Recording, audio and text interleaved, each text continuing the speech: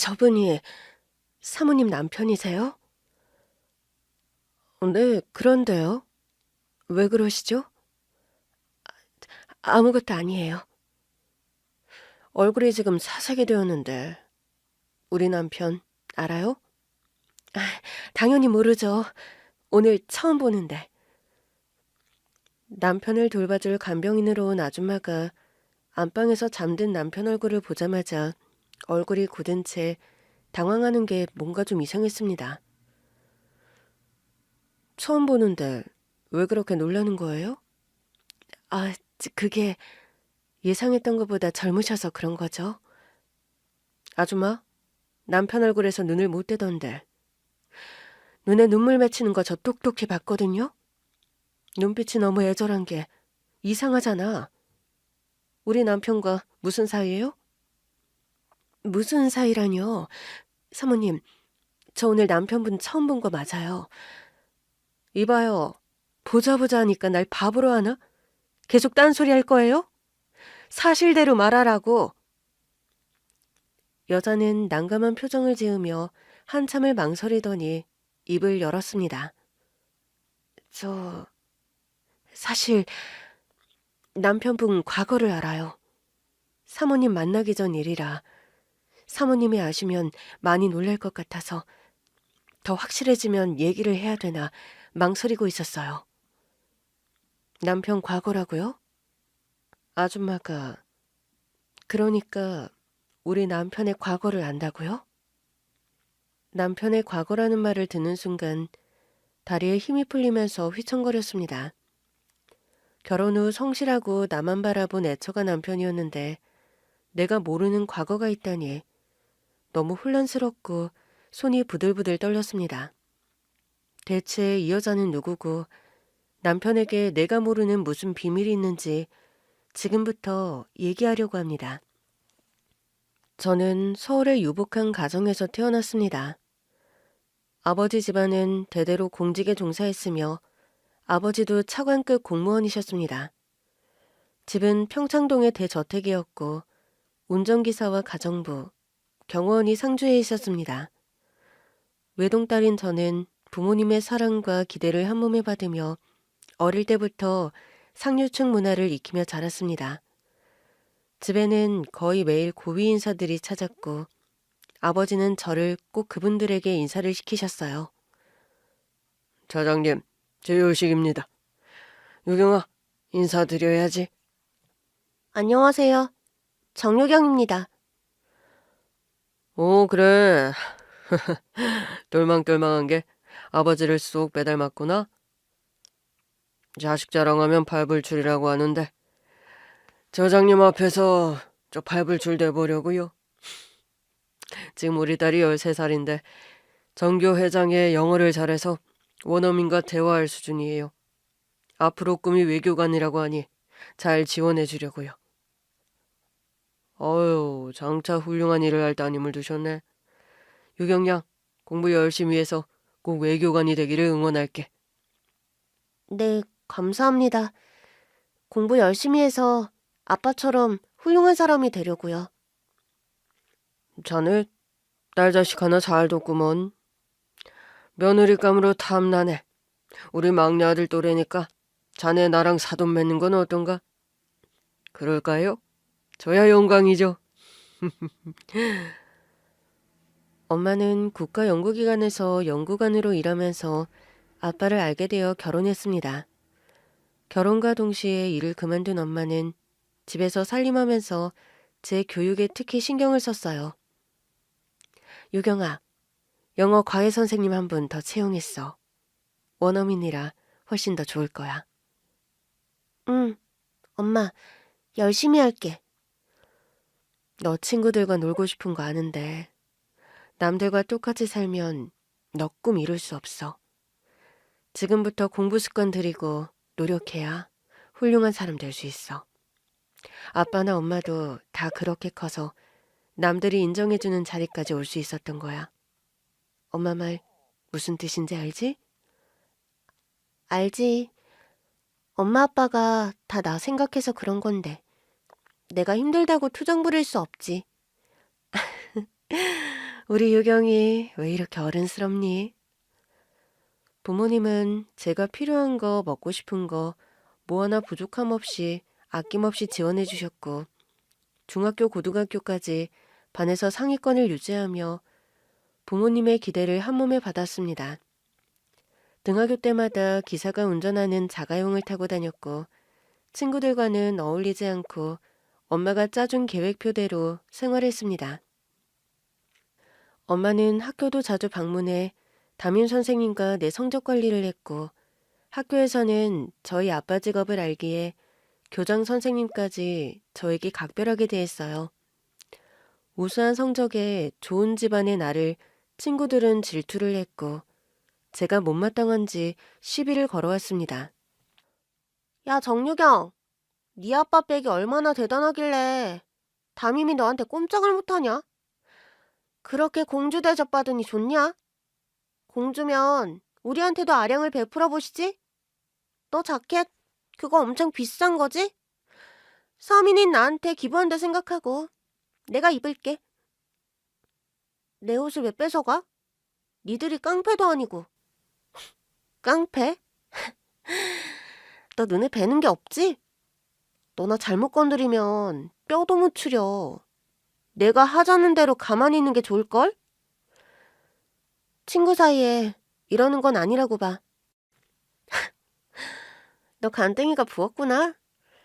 세상 사람들이 다 널 공주로 떠받들어 줄 줄 아나 본데 오늘 내가 그 오해 풀어주도록 하지. 얘들아, 정유경 옥상으로 데려와. 몇 명이서 내 팔을 끌어잡고 옥상으로 데려가 눈으로 안 보이는 곳에만 집중적으로 손을 댔습니다. 너무 아파서 바닥에 고꾸라졌고 친구들은 내가 이 사실을 담임이나 부모님께 얘기하면 제 인생 끝장나게 해주겠다며 협박을 했습니다. 그렇게 시작된 친구들의 괴롭힘은 고등학교 내내 이어졌고 전 누구에게도 말 못하고 피폐해졌습니다. 수시로 친구들에게 돈과 옷들을 상납해야 했고 시험 칠 때는 답안지까지 몰래 넘겼습니다. 아, 우리 딸, 요즘 안색이 왜 이렇게 안 좋아? 공부하는 거 힘들어? 아니에요. 잠을 못 자서 그런가 봐요. 여보, 유경이 과외 너무 많이 하는 거 아니야? 학창시절엔 친구들과 놀면서 추억도 쌓아야 되는데 말이야. 아, 이 시기가 얼마나 중요한데요. 노는 거야 나중에 어른 돼서 충분히 누릴 수 있지만 공부는 때가 있는 법이잖아요. 담임 선생님이나 학교에서도 유경이한테 얼마나 기대가 큰데요. 유경아, 잘할 수 있지? 그럼 나 공부하는 거 즐거워. 참, 내 정신 좀 봐. 내일이 유경이 생일이잖아. 아빠가 내일 중요한 출장이 있어서 오늘 미리 선물 주려고. 목걸이인데 마음에 들지 모르겠구나. 아빠가 직접 걸어줄게. 목걸이? 아, 이거 내가 걸게. 아빠 괜찮아. 전 혹시 목에 난 상처를 아빠가 볼까봐 다급하게 목걸이를 뺏으려고 했지만 아빠는 머리카락을 젖혀 목을 봐버렸습니다. 아, 이게 무슨 상처야? 왜 이렇게 피멍이 들었어? 네? 멍이라고요? 아, 이거 내가 체육 시간에 피구하다가 공 세게 맞아서 그런 거야. 신경 쓰지 마세요. 이게 공 맞아서 그런 거라고? 이렇게 피멍이 심한데 너 똑바로 말해. 누가 그런 거야? 이거 그냥 맞아서 난 상처가 아닌데? 너 학교 친구들이 너 괴롭히는 거니? 아이, 아니래도요. 저 학교 잘 다니고 있어요. 엄마, 나 공부해야 되니까 방으로 들어갈게. 전 차마 친구들이 제 몸에 상처를 냈다는 소리를 할 수가 없었어요. 저를 끔찍이 아끼시는 부모님이 가만히 있지 않을 것이고 그럴수록 그 아이들의 괴롭힘은 더 심해질 것 같아서 겁이 났습니다. 빨리 학교를 졸업해서 그 애들을 안 보는 게 최선이라고 생각했어요. 근데 부모님은 뭔가를 아셨는지 그 이후로 학교 수업이 마치면 운전기사 아저씨가 교실 앞에서 기다리고 있다가 바로 저를 데려가서 그나마 그 애들을 피할 수 있었습니다. 다행히 무사히 고등학교를 졸업할 수 있었고 전 명문대의 정치외교학과에 입학했습니다.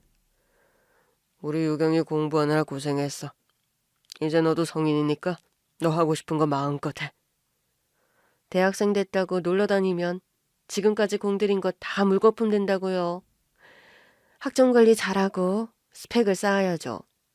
대학 들어오는 순간부터 취업 전쟁이 시작되는 거라고요. 유경이 편 들어주고 싶은데 내가 엄마 앞에서는 꼼짝을 못 하잖아.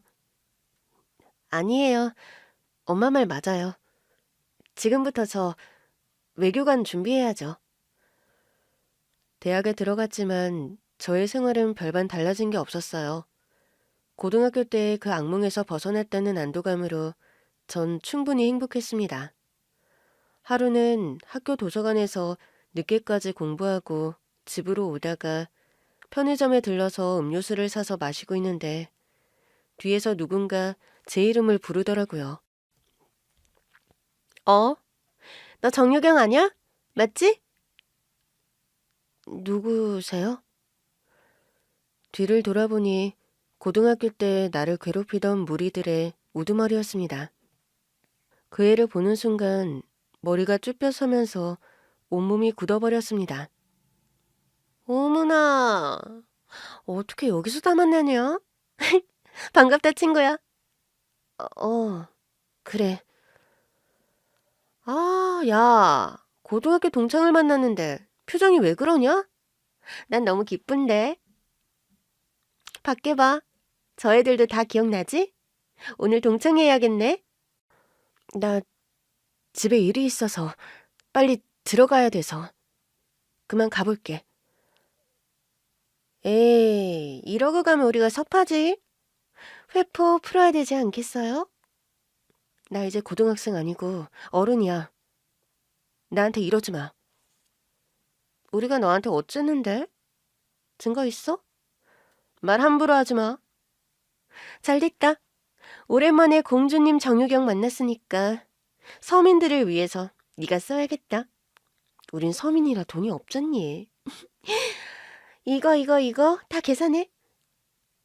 나 지금 현금이 별로 없어서. 뭐? 무슨 수작 부리는 거야? 돈이 없으면 다른 걸로 떼어. 얘들아, 간만에 친구 환영식 하자. 그 아이는 제 팔목을 잡고 밖으로 끌고 나갔고 밖에 있던 서너 명의 아이들이 저를 둘러섰습니다. 그리고 발로 내 정강이를 때리고 고꾸라진 제 뺨을 때리려는데 지금 뭐 하시는 겁니까? 누구야? 그만, 나 손목 나가. 우리 가게 앞에서 이러심 경찰에 신고할 겁니다. 저기 CCTV에 다 찍혔으니까 발뺌할 생각 안 하는 게 좋을 겁니다. 얘 뭐야? 편의점 알바생이 손님한테 이래도 되는 거야? 경찰서 가야 정신 차리겠어? 이 정도로 끝낸 걸 다행으로 알아. 아이, 재수없어. 얘들아, 가자. 정유경, 너 다시 보자. 너네 집 이 근처인 것 같은데 우리가 다 알아낼 수 있어. 친구들은 다행히 떠났고 전 오열을 하며 바닥에 풀썩 주저앉았습니다. 괜찮으세요? 다친 데는요? 괜찮아요. 도와주셔서 감사합니다. 얘기 들어보니까 고등학교 동창이라고 하는 것 같던데. 학교폭력 당하신 거예요? 네. 이제 졸업하면 그 악몽에서 벗어날 줄 알았는데 이렇게 만날 줄이야. 너무 끔찍하고 괴로워요. 다행히 CCTV에 찍혀서 제가 신고할까봐 지금 겁 엄청 먹었을 거예요. 당분간은 여기로 안 올 거예요. 진짜 그럴까요? 혹시 집이 이 근처세요? 네, 저 위 사거리에서 골목에 들어가면 맨 끝집이에요. 골목길이 어두워서 밤엔 좀 위험하긴 한데. 아, 거기면 여기서 걸어서 5분도 안 되네요. 당분간은 집에 가실 때 편의점에 들르세요. 제가 집까지 바래다 드릴게요. 아니에요. 일하셔야 되는데 제가 패기칠 수 없죠. 제가 댁 도와주고 싶어서 그래요. 사실 저도 학교 다닐 때 친구들한테 왕따 당하고 괴롭힘 당했어요. 아까 댁 보는데 그때 생각나서 가만히 있을 수가 없었어요. 그 고통이 어떤지 제가 잘 알거든요. 아, 그러셨군요. 저한테 왜 이렇게 친절하게 하시는지 이제 알 것 같네요. 저야 그쪽이 집까지 바래다 주시면 너무 감사하죠. 그럼 그렇게 하세요. 뭐 힘든 일도 아닌데요, 뭐. 그날 이후로 늦은 시간 귀가할 때면 편의점에 들렀습니다. 안녕하세요, 민우 씨. 네, 오셨어요? 오늘 날씨 엄청 춥죠? 이거 호빵 하나 드세요. 뜨끈뜨끈해서 몸 좀 녹을 거예요. 아, 네, 이거 500원이죠? 아유, 됐어요. 제가 사는 거예요. 알바비 얼마나 번다고 이렇게 막 쓰세요. 제가 낼게요. 민우 씨 것도 계산해 주세요. 대학생보다는 제가 더 돈 많아요. 그런가요? 그럼 잘 먹을게요. 유경 씨는 대학교에서 무슨 공부해요? 제 주위에는 대학 다니는 사람이 없어서 신기해서요. 아, 정치외교학과요. 제 꿈이 외교관 되는 거라서 대학에 들어갔어도 수험생처럼 공부하고 있어요. 외교관이요? 우와, 멋있다. 앞으로 큰일 하실 분과 제가 지금 얘기하는 거예요? 영광인걸요? 놀리지 말아요. 저 그냥 학생이에요. 외교관 시험 엄청 어려워서 어떻게 될지 몰라요. 민우 씨는 꿈이 뭐예요? 꿈요? 아, 글쎄요. 전 한 번도 꿈을 생각해 본 적이 없었는데. 사실 제가 고아거든요. 혼자 자라다 보니 꿈꿀 여유조차 없었네요. 아, 죄송해요. 전혀 그러신 줄 몰랐어요.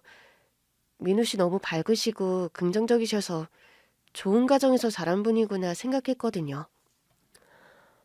아, 그래요? 학교에서 애들한테 괴롭힘 당한 게 고아라서 그런 거거든요. 저보고 거지라며 바닥에 떨어진 음식 주워 먹으라고 하질 않나. 제 등에 고아라고 분필로 써서 괴롭히기도 했고요. 와, 진짜 나쁜 애들이네. 제가 화나네요. 이제 우리 옛날 힘든 기억들 다 잊어버리고 우리 친구할래요? 저 중학교 때부터 알바해서 친구가 없어요. 저도 공부만 하다 보니 친구 사귈 시간이 없었는데 친구예요. 그럼 말부터 편하게 할까? 내가 3살 많으니까 말 놔도 되지? 높임말 하니까 거리감이 느껴져서. 그럼 나도 말 편하게 할게. 오빠라고 부르면 되지? 오빠? 기분 참 묘하네. 듣기 좋다. 그래, 동생. 더 늦기 전에 오빠가 집까지 바래다 줄게. 고마워, 오빠. 남자는 매일 집까지 저를 바래다 줬고 헤어질 때는 왠지 아쉬운 마음이 들었습니다. 밤에 잠들기 전에는 남자 얼굴이 떠오르면서 가슴이 아려지는 느낌이 들더라고요. 그냥 친한 오빠라고 생각했는데 제 마음은 그게 아니었던 겁니다. 그 사람에게 예쁘게 보이고 싶어서 안경을 벗고 콘택트 렌즈를 착용하기 시작했고 난생 처음으로 화장을 했어요. 바지밖에 안 입던 제가 옷가게에서 원피스를 사서 입게 되었고요. 미용실에서 파마도 했죠. 유경이 너 왜 이렇게 예쁘게 하고 다녀? 길 가다 남자들 따라오면 어쩌려고. 내가 예쁘다고? 오빠 그런 얘기도 할 줄 알아? 기분은 좋네. 임마, 항상 남자 조심하랬지? 남자는 다 늑대라고. 오빠 이상하다. 왜 불안해? 내가 다른 남자와 사귈까 봐? 내 말은 그게 오빠 같은 마음으로 너가 걱정돼서 그런 거지. 왜 말을 더듬고 그러지? 오빠, 나 좋아하지? 동생으로 말고. 넌 별걸 다 물어본다. 나 저기 창고에 좀 갔다 올게. 그 사람도 날 좋아하는 게 느껴졌지만 쉽게 마음을 표현하지 않는 것 같았습니다. 아무래도 자신의 처지가 나와 어울리지 않는다고 생각하는 거겠죠. 그래서 제가 더 적극적으로 내 감정을 표현했고 결국 저희는 연인 사이가 되었습니다. 전 학교가 마치면 곧장 남자친구가 일하는 편의점으로 달려와 옆에서 일하는 걸 도와주면서 알콩달콩 데이트를 했어요. 그러던 어느 날 손님이 들어와서 고개를 들어 인사를 하는데 엄마, 유경이 너 여기서 뭐 하는 거야? 엄마가 어떻게 여기... 아휴, 이거사. 동네 편의점에서 이러고 있으니 동네 사람들이 모를 리가 있어? 반상회 갔더니 사람들이 너 매일 저녁에 여기 있는 거 봤다고 하더라. 너 여기서 뭐 하는 거야? 알바하는 건 아닐 테고. 그게... 엄마, 나 곧 말하려고 했는데 소개시켜줄 사람이 있어. 남자친구야. 저 점원이 남자친구라고? 안녕하세요. 강민우라고 합니다. 됐고요. 저 그쪽하고 인사할 이유 없으니 우리 유경이 그냥 놔주세요.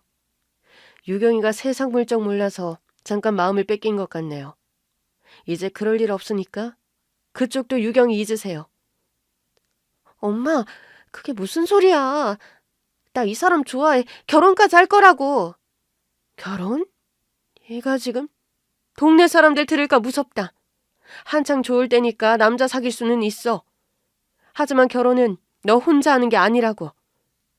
그동안 엄마가 널 너무 풀어놨네. 학교 마치면 곧장 집으로 오는 줄 알았더니만 맨날 여기 왔던 거야?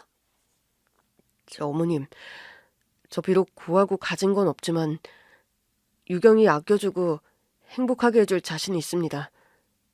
돈이야 열심히 일해서 벌면 되고요. 고생 안 시키겠습니다. 편의점 알바에서 얼마나 번다고요? 더군다나 구하라고요? 우리 집안 얘기 안 들었어요? 얘 아빠가 고위직 공무원이라고요? 유경이 이렇게 댁만 날 신분이 아니라고. 지금 우리 집과 사돈 맺자는 집이 말만 들어도 어마어마한 집안인데 대체 어떻게 내 딸을 행복하게 해준다는 거예요? 엄마, 말이 너무 심한 거 아니야? 이거사, 아빠 알면 난리 나셔. 얼른 집에 가자. 나 아빠한테 이 사람 인사시킬 거야. 그리고 결혼 허락받을 거야. 전 남자친구 팔을 끌고 집으로 뛰어갔습니다. 집에는 아빠가 거실에서 신문을 보고 계시더라고요. 유경이 왔어? 옆에 누구니? 아빠, 저 할 말 있어요. 이 사람 제 남자친구예요. 저 이 사람과 결혼하고 싶어요. 갑자기 무슨 소리야? 여보, 유경이 얘기 들을 필요도 없어요. 얘가 지금 잠깐 마음이 흔들려서 이러는 건데 제가 잘 타이를게요. 아니지. 우리 딸 남자친구라는데 좋은 일이지. 왜 그래 당신? 반가워요. 이름이? 네, 강민우고 24살입니다. 유경이보다 3살이 많군. 그래, 하는 일은 뭔가? 참, 아직 학생이겠네. 어느 학교 다니나? 전 지금 편의점에서 일하고 있습니다. 고아라서 보육원에서 자라서 고등학교 졸업 후에 혼자서 생계를 책임지고 있습니다. 고아 출신이군. 아빠, 이 사람 성실하고 저 많이 아껴줘요. 돈이야 열심히 일해서 벌면 되고요. 이 사람 없으면 저 못 살아요. 결혼 허락해주세요. 강군, 미안하네만 난 자네 우리 딸 짝으로 받아줄 수 없네. 우리 딸은 장차 외교관이 될 사람일세. 그리고 자네 환경이 우리 집안과 어울리지 않은 건 자네도 눈치가 있으면 알 것 같고.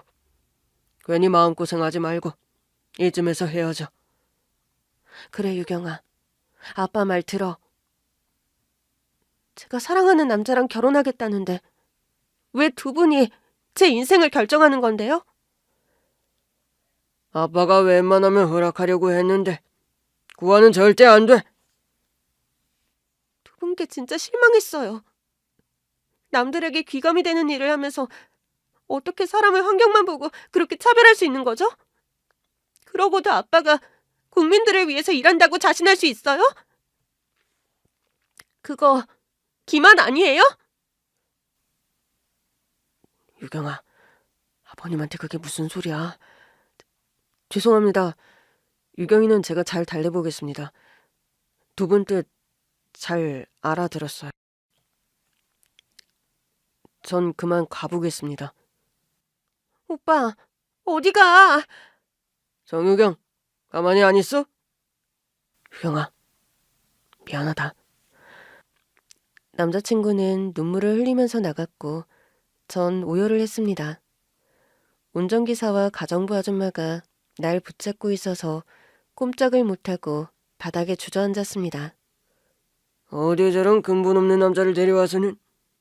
당신은 유경이 저러고 있을 동안 뭐 했어?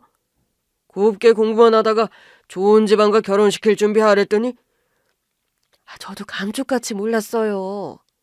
유경아, 그렇게 울지만 말고 마음 접어. 시간이 지나면 다 잊혀져. 아줌마, 유경이 방에 데리고 가서 못 나오게 밖에서 자물쇠 걸어 잠그세요. 유경이 너 내 허락받기 전에는 밖에 한 발짝도 못 나올 줄 알아.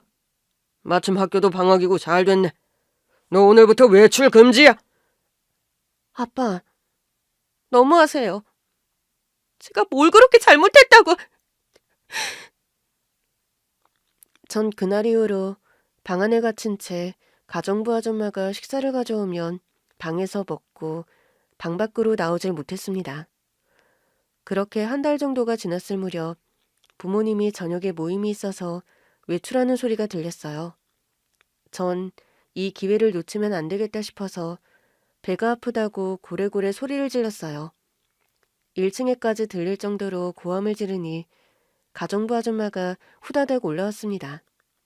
열쇠를 열고 방으로 들어와서 유경아, 너 왜 그래? 어디가 아픈데? 배가 창자가 뒤틀릴 것 같아요. 너무 아파요. 저 병원에 좀 데려가 주세요, 아줌마. 사장님 허락 없이 너 이 방에서 나오면 안 되는데 어쩌지? 지금 사장님 사모님 외출하셔서 연락할 방법이 없네. 아줌마, 저 죽을 것 같아요. 빨리, 빨리요. 아유, 참. 아유, 알았어. 우선 사람부터 살려야지. 얼른 엎혀. 아줌마랑 병원 가자. 저는 아줌마에게 엎혀서 기사 아저씨가 운전하는 자가용을 타고 병원으로 갔습니다. 응급실에 도착해서 아줌마와 아저씨가 의사와 얘기하는 사이에 병원을 뛰쳐나왔습니다. 사실 도망가려고 아픈 척 꾀병을 부린 거였거든요. 아유, 얘가 어딨지? 유경아! 이리 와! 전 그렇게 병원을 나와서 남자친구가 지내는 고시원으로 향했습니다. 남자친구는 그 사이 편의점을 그만두고 집에서만 지냈는지 얼굴이 많이 야위었더라고요. 너 어떻게 여기 왔어? 얼굴이 이게 뭐야? 나 오빠 보고 싶어서 집에서 도망 나왔어. 야, 임마. 그렇다고 집을 나오면 어떡해. 얼른 가자. 부모님 걱정하시겠다. 나 지금 집에 들어가면 오빠랑 영영 이별인데 괜찮아? 오빠도 나 못 보는 사이 이렇게 폐인처럼 지냈으면서? 유경아, 너처럼 똑똑한 애가 왜 나 같은 남자를 만나서. 오빠가 어때서. 난 오빠만 있으면 돼. 그건 변하지 않아. 우리 당장 이사 가자. 아빠가 아시면 사람들 시켜서 오빠 집 주소 알아내는 거 식은죽 먹기야. 알았어.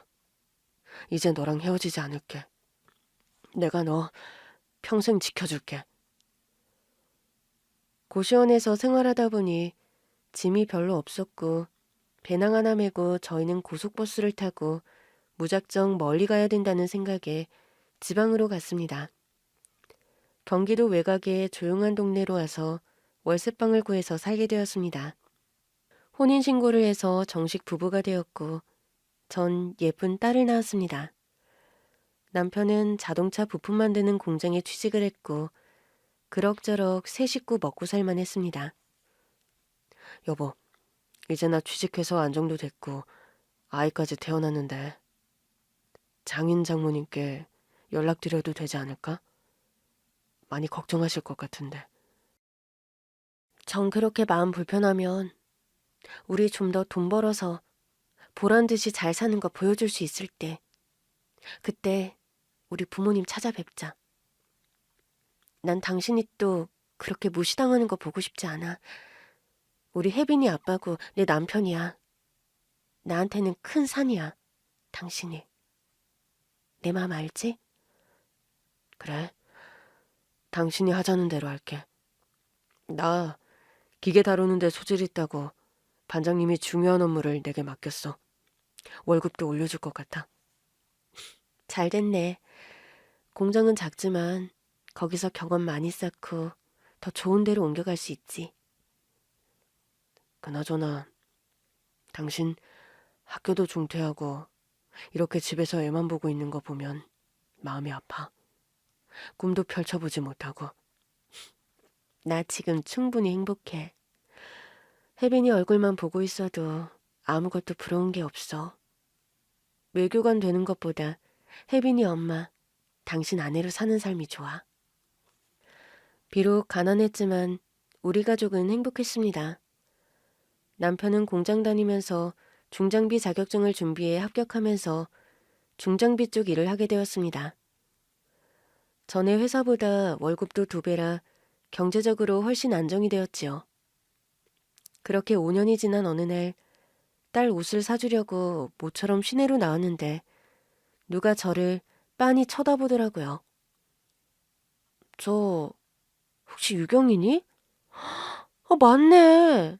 나 승희야. 승희? 어, 승희구나. 얼마만이니? 너무 반갑다. 너 대학 중퇴하고 안 그래도 너 소식 궁금했었는데.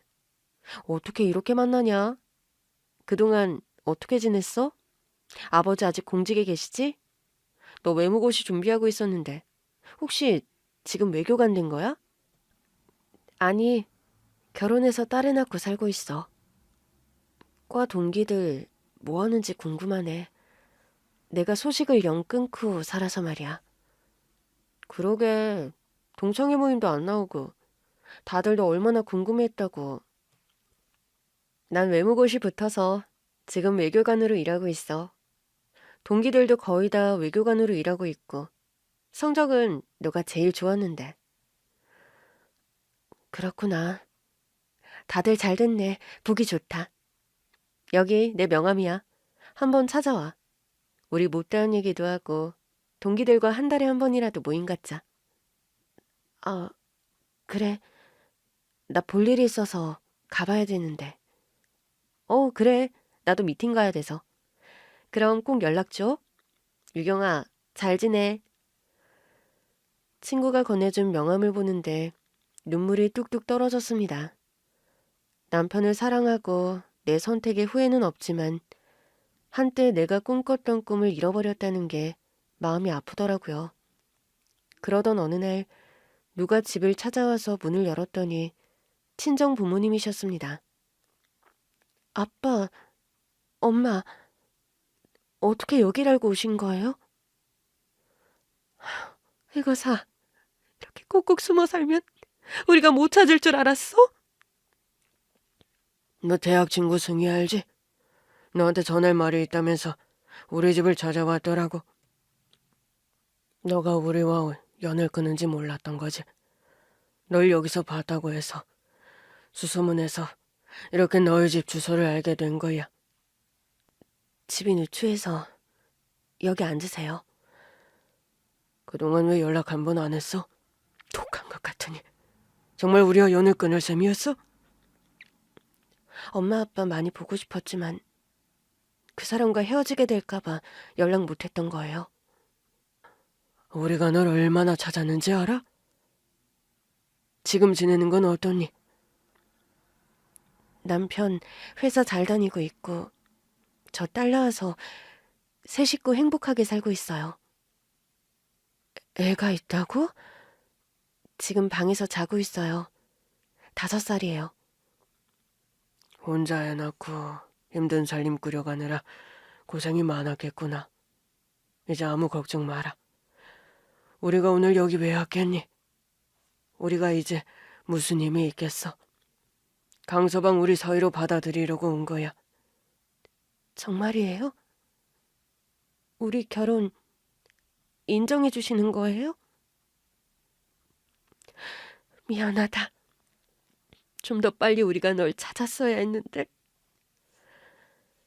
전 부모님을 끌어안고 오열을 했습니다. 부모님 가슴에 대못을 박은 불효자식으로 하루도 맘 편히 지낼 수 없었거든요.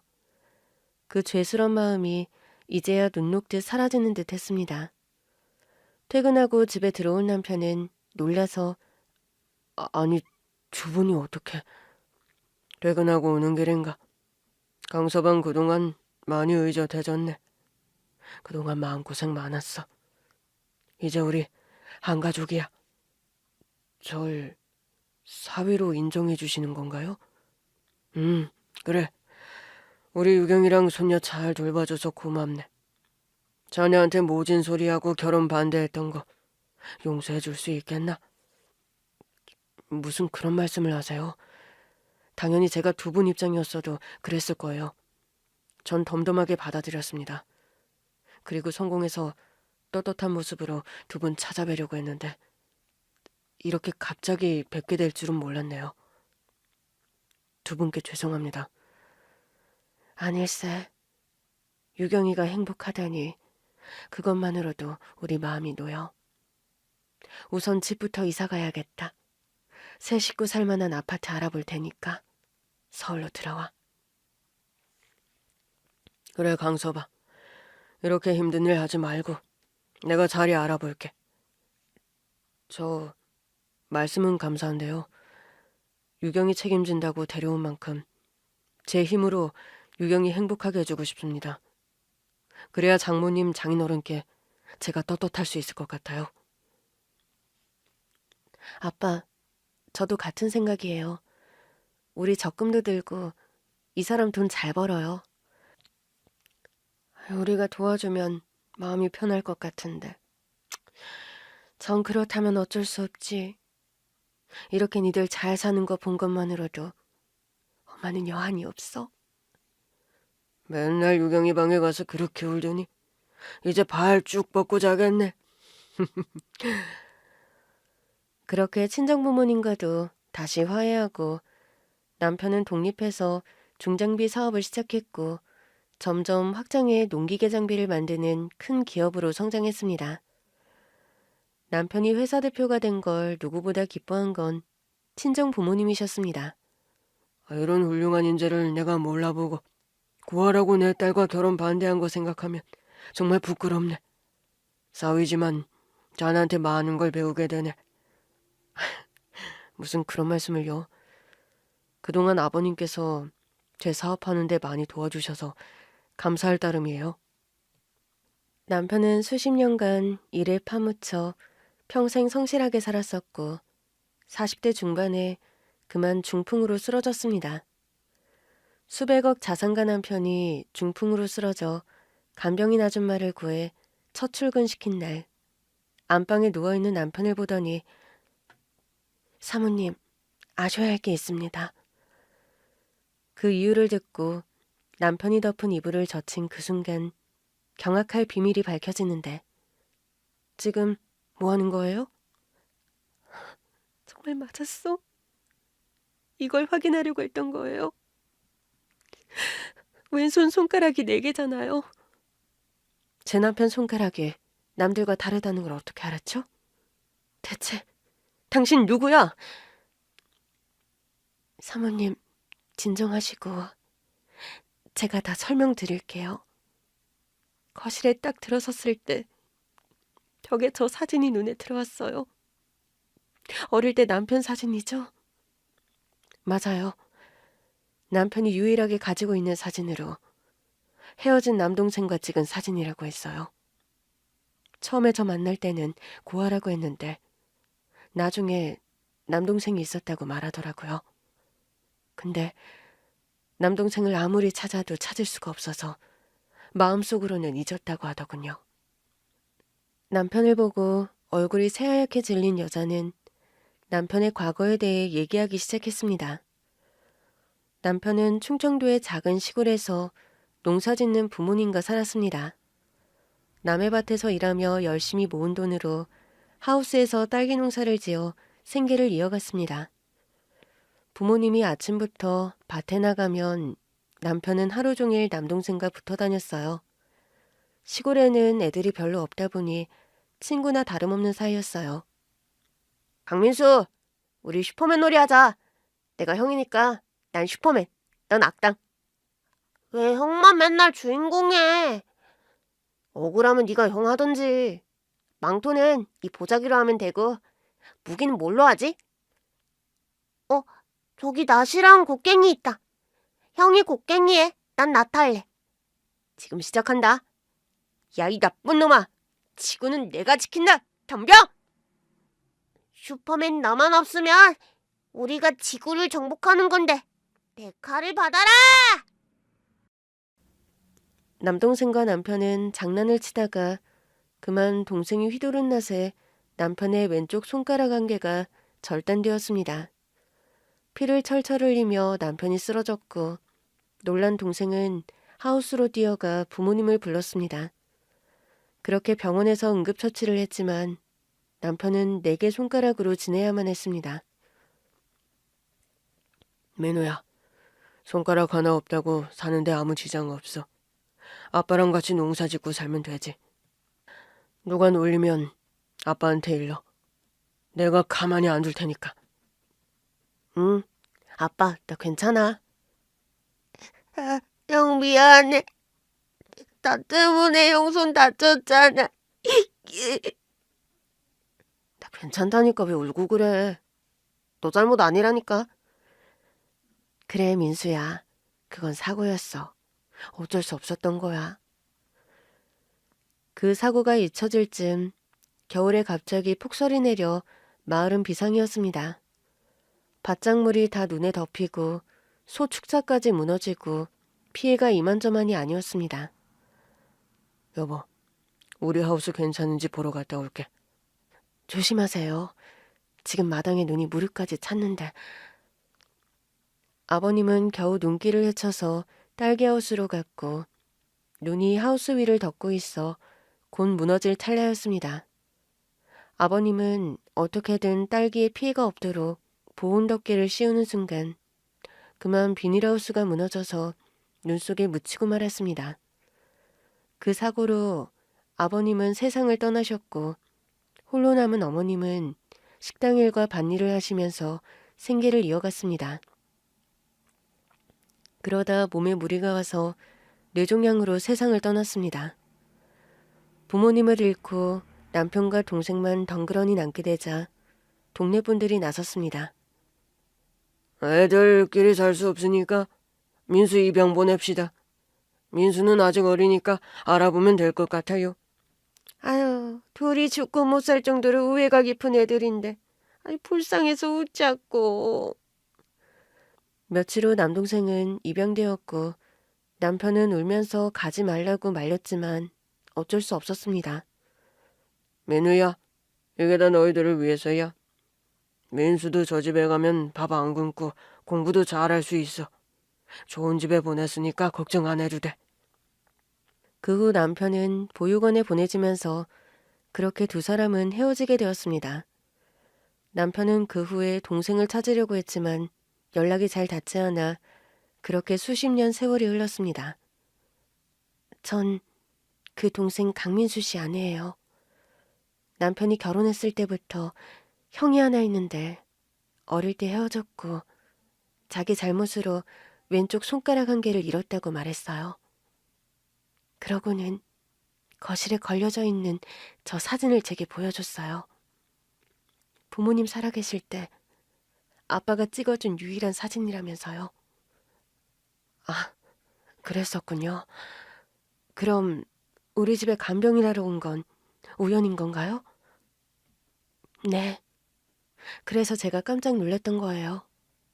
사모님이 인력업체에 구인 모집한 거 보고 저도 이력서내서 사모님과 전화 통화하고 오려고 해서 온 거거든요. 정말 이런 믿어지지 않는 일이 생긴 거예요. 빨리 남편한테 이 좋은 소식을 알려야겠네요. 전 자고 있던 남편을 깨워서 차근차근 설명을 했고 남편은 어눌한 목소리로 우리 민수가 살아있다고? 네 여보, 당신이 그렇게 보고 싶어 하던 남동생을 이제야 찾은 거예요. 안녕하세요 아주버님. 제가 민수 씨 와이프예요. 저희 남편 중장비 업체에서 지금 일하고 있고요.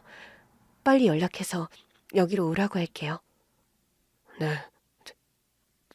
재수씨, 민수 보고 싶어요. 얼마 후 남동생은 조퇴를 하고 급하게 저희 집으로 왔습니다.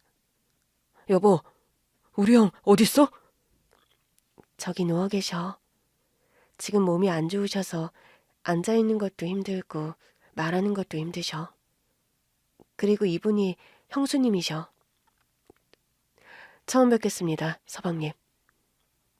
네 형수님, 이렇게 뵈니 아직 좀 얼떨떨하고 꿈만 같아서 실감이 잘 안 나요.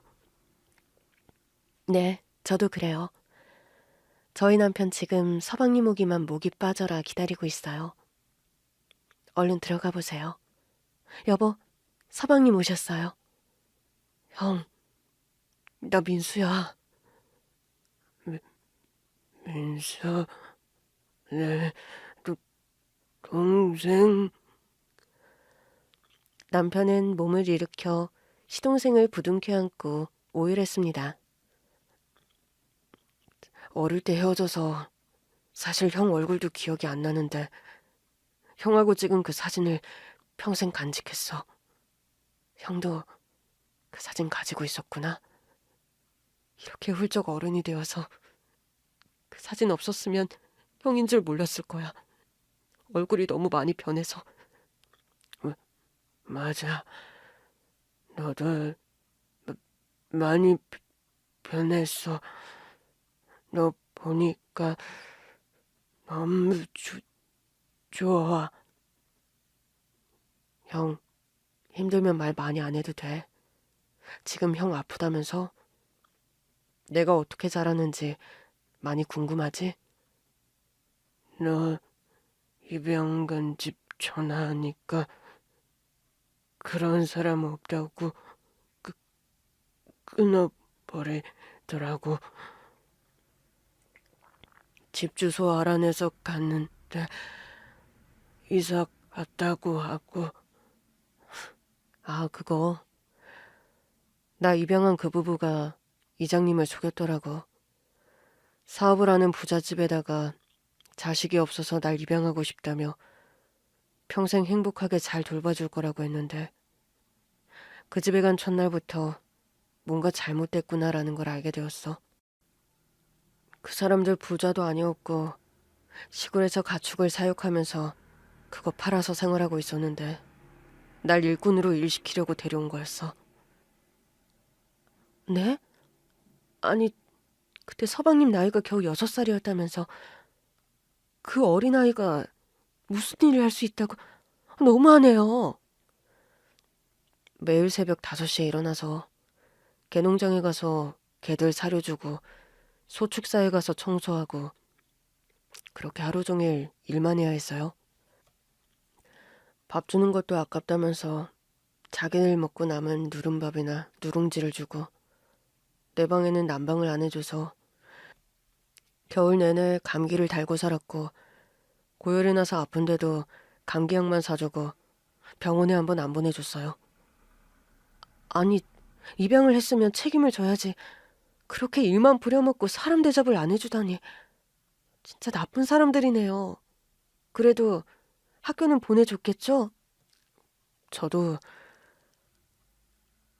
학교는 보내줄 거라 믿으며 그 희망으로 힘든 거 버텨냈는데 초등학교에 안 보내주더라고요. 이래야지 무슨 공부냐며 날 정말 일꾼으로만 생각하더라고요. 아니, 어떻게 학교를 안 보낼 수가 있어요? 초등학교라 돈 드는 것도 아닌데 정말 화가 나네요. 그때 전 하루하루 정말 너무 힘들고 외로워서 형 생각밖에 안 했어. 그 사람들 나 어디 못 가게 항상 감시했고 내 방문을 밖에서 자물쇠로 잠궈놔서 형 만나러 갈 수가 없었어. 전화 연락도 할 수가 없고 형 보고 싶어서 매일 울었어. 미안해. 너 그렇게 고생하는 것도 모르고.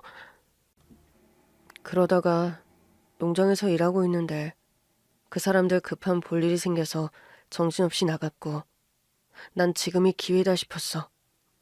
대문을 밖에서 잠그고 가기 때문에 난 창고에 있는 쇠창살 창문을 도끼로 부수어서 겨우 탈출했어. 그 길로 정신없이 달려서 도망쳐 나왔어. 그 사람들한테 잡히면 큰일 날 것 같다는 생각에 최대한 멀리 가려고 무작정 뛰었어.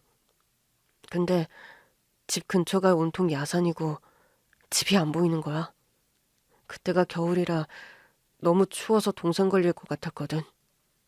산은 온통 눈이고 몸은 점점 차가워졌어. 사람 한 명 안 보이는 깊은 야산에서 길을 잃었던 거야. 점점 몸이 무거워지고 눈꺼풀이 자꾸 감겨서 난 나무에 기대 정신을 잃었어. 이렇게 죽는구나 싶었는데 눈을 떴을 때는 절이었어. 다행히 그곳을 지나가던 스님이 날 발견하고 절로 데려와서 불덩이 같은 날 간호하셨던 거야. 정말 하늘이 도우셨네요. 그럼 그 절에서 계속 지낸 거예요? 네. 절은 작아서 절 구해주셨던 분이 주지 스님이셨고 그분 혼자 절에서 지내고 계셨어요. 전 절에서 이것저것 일을 도우며 고등학교까지 다닐 수 있었고요.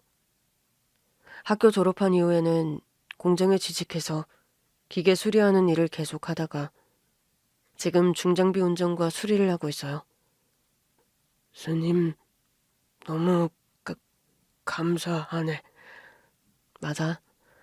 나한테는 정말 아버지 같은 분이셔. 날 살려주신 은인이시잖아. 결혼해서도 이 사람과 함께 자주 저를 찾고 인사드리고 있어. 네, 저희 식구들을 위해서 항상 기도하시고 가면 시아버님처럼 제게도 따뜻하게 대해주시거든요. 정말 다행이네. 동서는 그럼 아이가 몇 살이야? 저흰 늦게 결혼해서 이제 8살이에요. 형님은 애가 많이 크겠네요? 지금 15살 중2야. 이름은 강혜빈이고 딸이야. 근데 정말 신기하네요. 집사람이 처녀 때부터 병원에서 간병인으로 일을 해서 꽤 오랫동안 일을 했거든요. 저를 만난 것도 병원에서였거든요. 공장에서 일하다가 다쳐서 병원에 입원했을 때 이 사람이 절 간병해주면서 결혼까지 하게 된 거거든요. 그 많은 사람들 중에 형 집에 이렇게 일을 하러 오게 되다니 이것도 하늘이 형과 날 연결시켜주려 한 게 아닌가 싶네요. 아까 이 사람 전화 받고 얼마나 놀랐던지. 조퇴하고 여기까지 택시 타고 오는데 어떤 정신으로 왔는지 모르겠어요. 그러게요. 우리 혜빈 아빠 건강하던 사람이었는데 회사 운영하면서 너무 신경 썼던지 갑자기 저렇게 중풍으로 쓰러졌어요. 며칠 동안은 의식이 없어서 병원에서 못 깨어났는데 점차 의식이 찾아왔고 말도 한마디도 못했어요.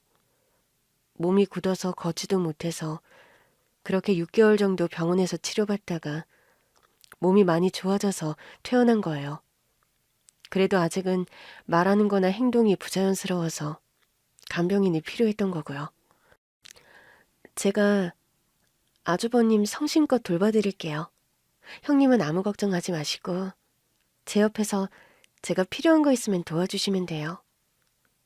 그래, 동서가 우리 혜빈 아빠 간병해주니까 마음이 놓이네. 앞으로 잘 부탁해. 재수씨, 감사해요. 당연히 제가 할 일인걸요. 정신 좀 봐. 이 사람 약은 하루에 3번 주면 되고 화장실 가고 싶으면 이 사람이 종을 칠 거야. 그리고 식사 준비는 가정부 아줌마가 하니까 방으로 나르기만 하면 돼. 의사 선생님이 몸을 많이 움직여야 근육이 다시 살아난다고 하니까 지하에 재활실이 있으니까 거기서 스트레칭이며 걷는 거 도와주면 돼. 재활 도와주실 선생님이 일주일에 3번씩 오시니까 동서가 옆에서 같이 도와주면 될 거야. 네, 그럴게요, 형님. 그리고 동서방은 안방 앞에 있는 저 방이야. 편하게 지내. 필요한 건 가정부 아주머니와 운전기사에게 말하면 돼. 이 사람 쓰러지면서 내가 회사 일을 맡아 하게 되어서 난 집에 거의 없을 거야. 동서한테만 맡겨서 미안하네. 그럼 아주버님이 회사 대표세요? 대단하시네요. 나중에 고향 가서 이장님께 물어보니 형 보육원에서 자랐다고 하던데 혼자 힘으로 회사까지 차린 거야? 형, 멋져! 너 중장비 일한다고 했지? 나도 그 일 했었어. 우리 손재주 좋은 거 닮은 것 같아. 우리 회사 네가 하는 일과 비슷해. 정말? 어떻게 이것도 우연이네. 이상하게 난 기계 만지고 수리하는 게 재밌고 소질이 있더라고.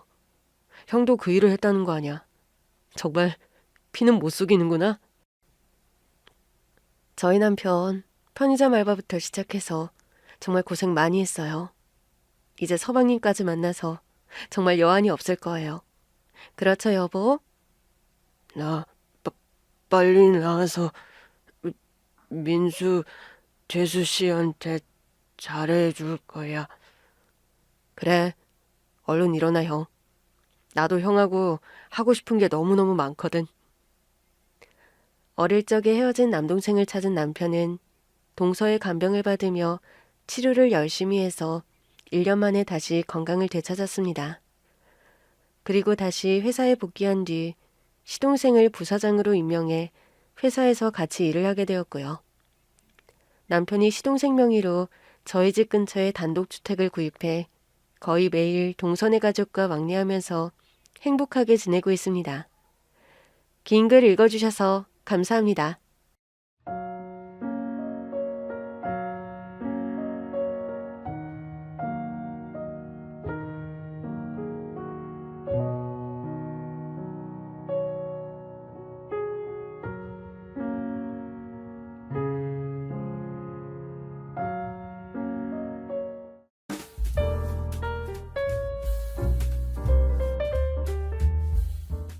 안녕하세요. 저는 고아입니다. 눈꺼풀을 채 뜨기도 전에 보육원으로 와서 20 성인이 되기 전까지 살았습니다. 머리숱이 아주 풍성하고 유난히 피부가 하얀 할머니가 맡기고 갔다고 합니다. 말을 배우면서부터 또래에 비해 호기심이 많았던 저는 부모님에 대한 궁금증은 생각할 수도 없었던 것 같습니다. 원장님은 정말 솔직한 분이셨는데 저를 보육원에 맡기고 간 사람이 할머니라고 하니 애초에 엄마 아빠 같은 건 없었다는 생각에 더 질문을 할 수도 없었던 것 같습니다. 질투도 시기도 많았던 사춘기 시절에는 그래도 나는 바구니에 버려진 게 아니라 할머니라는 가족은 있었구나. 내가 더 낫다라는 생각도 했는데 지금 생각해보면 그것도 참 귀여운 생각이에요. 저는 고아였지만 긍정적인 편이었습니다. 리더십도 있고 공부도 잘하는 편이었던지라 선생님들의 사랑도 많이 받았고 또래들에게 인기도 많았어요. 보육원 생활도 나쁘진 않았습니다. 누구 하나 소외감 들지 않게 사랑해주고 보살펴준 보육원 선생님들, 원장님들이 계셨거든요. 어쩌면 그때가 낙원이었던 것 같아요.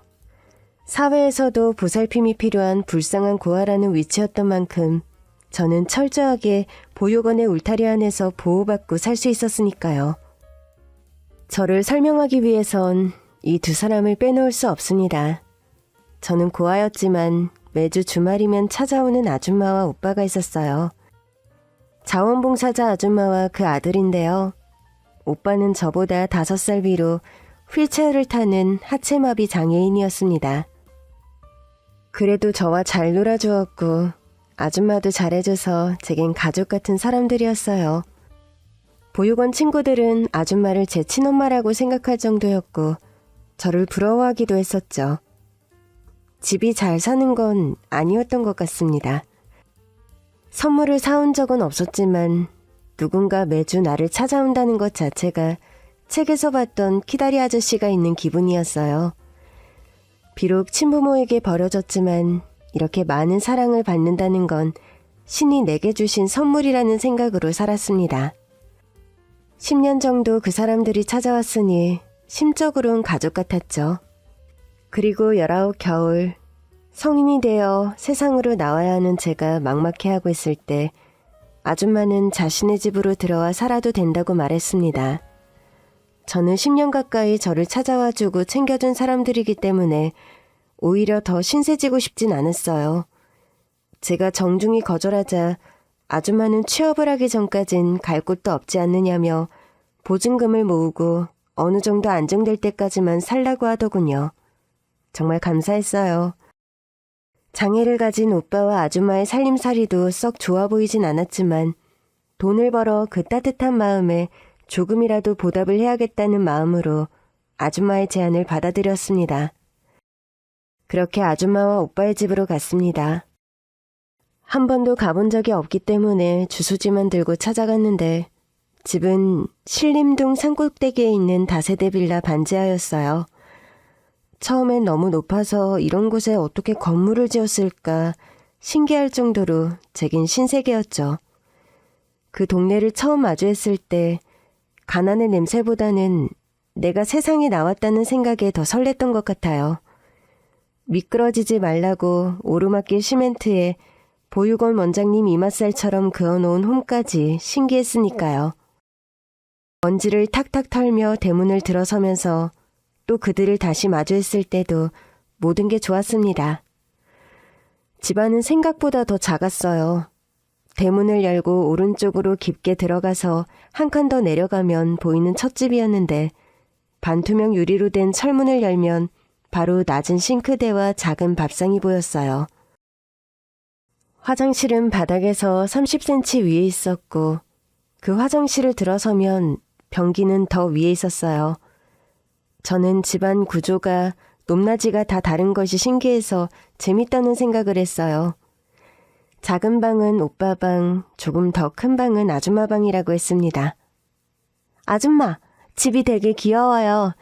동화 속에 나오는 왠지 모험심을 부르는 집 같아요.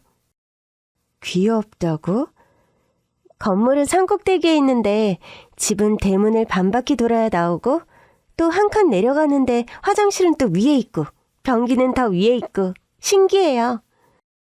너는 이게 정말 귀엽냐? 그냥 신기해서요. 저는 어디 방을 쓰면 돼요? 방은 무슨 방? 저기 작은 방 같이 쓰면 돼. 작은 방이면 오빠 누워있는 저 방이요? 그래도 남녀 7세 부동석이라고 저희 원장님이 맨날 하던 말이 있는데 저 그냥 아줌마 방이 더 크니까 아줌마랑 이 방에서 지내면 안 될까요? 아이고, 애들은 애들끼리 지내면 되지. 원래 어른방 애들방 따로 있잖아. 무슨 말이 많아. 들어와서 살게 해줬으면 아무 방이나 등 붙이고 잘 수 있기만 하면 되지. 얘는 참 까다로워 옛날부터. 알겠어요. 아줌마는 보육원에서 볼 때와는 사뭇 달랐어요. 뭔가 고압적인 말투에 살짝 쫄은 저는 오빠와 작은 방을 같이 쓰는 게 좀 불편했지만 아줌마가 그러라고 해서 어쩔 수 없이 오빠와 함께 방을 쓰게 됐습니다. 오빠, 잘 부탁해. 그렇게 오래 있지는 않을 거야. 조금 불편해도 참아줘. 그리고 나한테 부탁할 일 있으면 나한테 해. 언제든지 내가 도와줄게. 그래, 고맙다. 너도 편하게 생활해. 이후 저는 아줌마네 집에서 40분 거리에 있는 공단에 취업을 했습니다. 지옥철을 타고 오다니는 길은 힘들었지만 서울 하늘 아래서 돌아갈 곳이 있고 기다릴 사람들이 있다는 것이 감사하다고 생각했습니다. 같이 다니는 공장 친구들 중에는 저처럼 고아도 많았고 고아가 아니더라도 집과 인연을 끊고 살아가는 아이들도 많았습니다. 첫 월급을 타던 날 저는 아줌마에겐 예쁜 속옷을, 오빠에겐 베스트셀러라는 책을 선물했어요. 그런데 얘 그렇게 힘들게 번 돈을 이런 걸 산다고 쓰면 어째? 아니에요. 제가 지금껏 받은 것만 있고 드린 게 없어서 늘 죄송했어요. 이렇게 서울 하늘 아래 번듯한 집에서 살게 해주시는데 이런 건 얼마든지 사드릴 수 있어요. 아니다, 됐다. 이런 속옷 나한텐 어울리지도 않아. 바꿀 수 있으면 돈으로 바꿔와. 네? 니네 오빠도 마찬가지다. 제가 걷지 못한다고 해서 앉아서 책이나 읽고 있겠어? 아줌마 생각엔 너 이렇게 돈 쓰다가는 늘 이 생활이야. 너 우리 집에 사는 것도 하루 이틀이지 돈 모아서 나가야 되지 않겠어? 그렇기는 하죠. 아줌마가 돈 모아줄게. 이번 달부터 그냥 딱 70%씩 저금해. 돈을 모아주신다고요? 너랑 나랑 본 세월이 얼마야. 은행 한번 안 가본 네가 갖고 있으면 그냥 다 순식간에 없어진다. 차곡차곡 모아서 너 보증금 정도 마련하면 독립하면 돼. 아줌마, 그렇게까지 생각해 주셔서 정말 감사해요. 책이랑 속옷은 환불해와. 알았지? 그날부터 저는 매달 월급의 70%에 해당하는 돈을 아줌마에게 드렸어요. 다들 위험한 거 아니냐고 생각하시겠지만 10여 년을 저를 위해 봉사활동을 와주셨던 아줌마를 믿었습니다. 또 당시 저는 아줌마에게 집세도 생활비도 드리지 않고 있었어요. 사실 저금할 돈을 드리는 것과 별개로 월세 개념의 돈을 드리려고 했는데 극구 만류하셨죠. 그렇게 6개월 정도 흘렀을까요? 저는 보육원을 나와 성인으로서의 삶에 어느 정도 적응해 나가고 있었고 친구도 사귀고 별일 없이 평화로운 일상을 보내고 있었습니다. 그날은 야근을 하고 늦은 퇴근을 했었죠. 어두컴컴한 산동네 비탈길을 겨우 올라 집에 도착했는데 현관문이 활짝 열려 있었어요. 아줌마, 오빠? 밤에 무슨 문을 열어두셨어요? 어디 계세요? 아이고, 나 죽네. 나 죽어. 아니, 무슨 일이에요? 더듬거리면서 스위치를 눌러 불을 켰는데 집은 아수라장이 돼 있었어요. 없는 살림이 다 쏟아져 나와 있고 아줌마는 내동댕이 쳐진 듯 방바닥에 엎드려 있었어요. 어떻게 된 일이에요, 아줌마? 너희 오빠 먼저 찾아봐. 저 방에. 아줌마 말에 방으로 뛰어들어갔어요. 그런데 오빠가 보이지 않는 거예요. 오빠 방에 없는데요? 일단 무슨 일이에요? 경찰에 신고해야겠어요. 너한테 말을 못했는데 우리가 빚쟁이가 있어. 빚쟁이 놈이 웬 깡패들을 데리고 와서 집을 다 이렇게 개판을 만들어 놓은 거야. 네 오빠가 걱정이다. 성취하는 몸으로 깡패놈들이랑 실랑이를 벌였는데 내가 정신을 놓고 쓰러졌지 뭐냐. 이놈들이 네 오빠를 어디 데리고 가서 해코지라도 하면 어쩌냐. 그러면 나 못 산다. 니네 오빠 죽으면 나 못 살아. 어떡하냐, 진수가. 제가 경찰에 신고하려고 전화번호를 누르려는 순간 끼익 소리와 함께 오빠가 휠체어를 타고 들어오는 거예요. 그런데 행색이 어디 뒹군 것처럼 옷이 너덜너덜하고 더러워져 있었습니다. 오빠, 어떻게 된 거야? 어디에 있었어? 너 퇴근길일 것 같아서. 깡패놈들이 너 보면 안 되잖아. 그래서 집 앞으로 미리 나가 있으려고 하다가 밤눈이 어두워서 넘어졌어. 아이고, 그 와중에 무슨 나를 챙겨. 어디 안 다쳤어? 어차피 멀리 나가지도 못하는데 뭐. 집 앞에서 그랬으니 더 안심하지. 그런데 왜 내가 오빠를 못 봤지? 어떡해 정말. 가로등이 반이 나간 것처럼 어두침침하더라. 전봇대 옆에 움푹 파인 곳에서 나자빠져 있어서 너가 못 봤을 거야. 이게 무슨 일이야 정말. 저는 그날 밤새 울었어요. 오빠와 아줌마가 그렇게 형편이 힘든 줄은 몰랐거든요. 그런 와중에 저를 보러 봉사활동까지 다녔다는 게 더 마음이 아프고 감사하게 느껴졌죠. 그래서 저는 아줌마에게 일단 빚부터 갚자며 매달 월급의 80% 이상을 드리겠다고 했어요. 그래야 제 마음이 편할 것 같았는데 생각보다 빚이 많더라고요. 당시 2천만 원이면 정말 큰 돈이었거든요. 그래도 끝은 있을 거라고 생각하며 열심히 일했습니다. 지금 생각하면 젊어서 그렇게 긍정적이었나 싶기도 하고요. 지금 여러분께 이 얘기를 하면서도 차라리 여기까지가 그랬다면 지금 나는 어떤 모습일까 생각을 하게 됩니다. 얼마 안 있어 저는 오빠의 아내가 됐습니다. 그 사건 이후 저는 오빠에게 더 미안한 마음이 커졌어요. 몸도 성치 않은 사람이 저를 위해 그랬다고 하니 마음이 너무 아팠죠. 하지만 오빠를 이성적으로 좋아한 적은 없었어요. 어쩔 때는 그냥 친오빠처럼 편하기도 했지만 그게 다였죠. 그런데 어느 날 깊은 잠을 자다 이상한 느낌이 들어 눈을 떴는데 오빠가 제 위에 있는 겁니다. 헛것을 잘못 본 줄 알고 화들짝 놀라 오빠를 밀쳐냈는데 제 비명소리에 옆방에서 건너온 아줌마가 불을 켰고 오빠와 저의 모습에 기겁을 할 수밖에 없었어요. 뉴스에서나 볼 법한 일이 제게 일어난 거죠. 미수에 그쳤지만 너무 끔찍했습니다. 바들바들 떨며 울음을 터뜨린 제게 아줌마가 냉정하게 말하더군요. 이런 일이 생길 줄 알았다면서 오히려 저를 원망하듯이 말했어요. 성취하는 자기 아들을 어떻게 했길래 이런 사태가 벌어진 거냐고요. 아무 일도 없었고 내가 피해자 아니냐고 소리쳤지만 저는 그날 처음으로 뺨이라는 걸 맞게 됐습니다. 이렇게 된 거 결혼을 해야 한다고 아무 일이 있었는지 없었는지 기억도 못하고 잠만 자놓고 어떻게 아냐면서 그동안 오빠가 너를 위해 얼마나 잘했냐는 둥 오만 얘기를 다 하면서 저를 몰아붙였어요. 그때 오빠의 표정이 더 소름 끼쳤죠.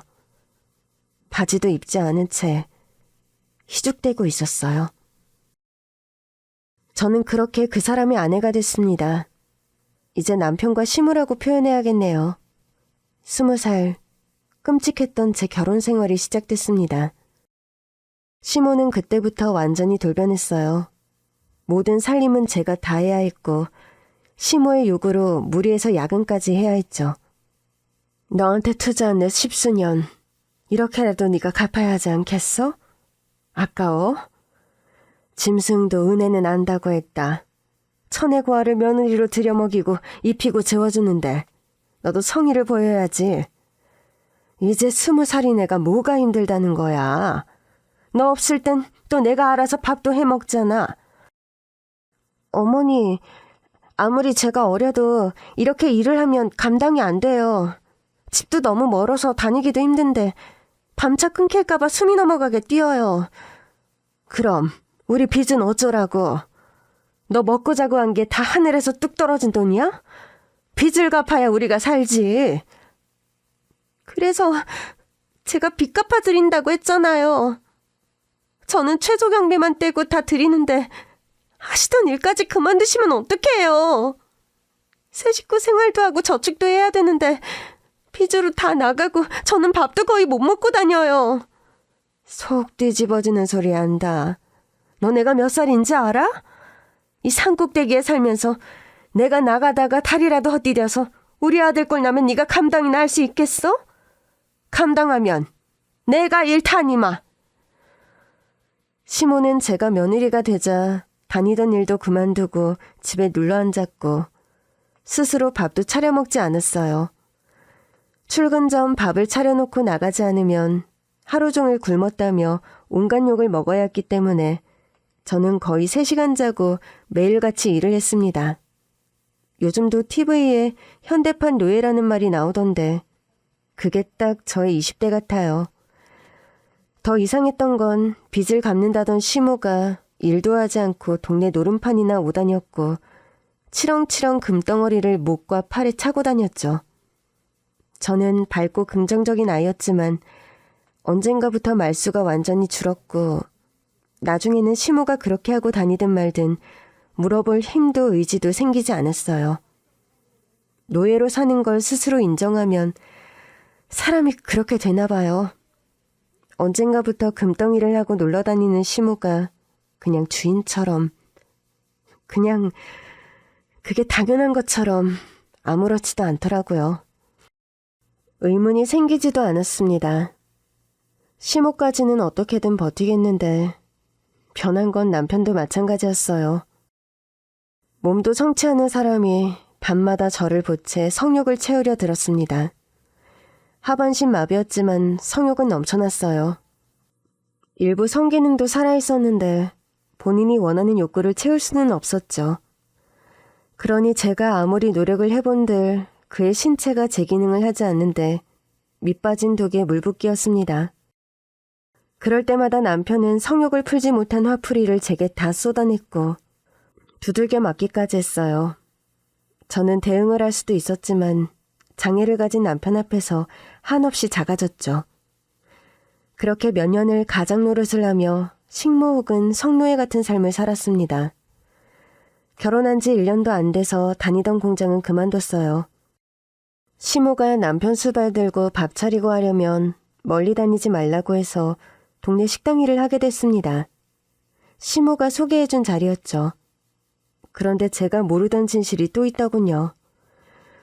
동네에서 꽤 큰 식당이었는데 남편의 형, 그러니까 시모의 장남이 운영하는 식당이었습니다. 저는 결혼식을 한 적도 없고 장남이 집에 온 적도 없어서 있는지도 몰랐거든요. 진수가 아주버님 가게라고 대충 하면 안 된다. 내 얼굴도 있으니. 어머니, 그런데 아주버님이 이렇게 큰 식당을 하고 근처에 사시는데 어떻게 한 번을 온 적이 없는 거예요? 뭘 물어? 너는 질문을 하면 안 돼. 그리고 큰 식당을 하든 작은 식당을 하든 우리한테 도움 주려고 너를 쓴다는데 얼마나 고마운 일이냐?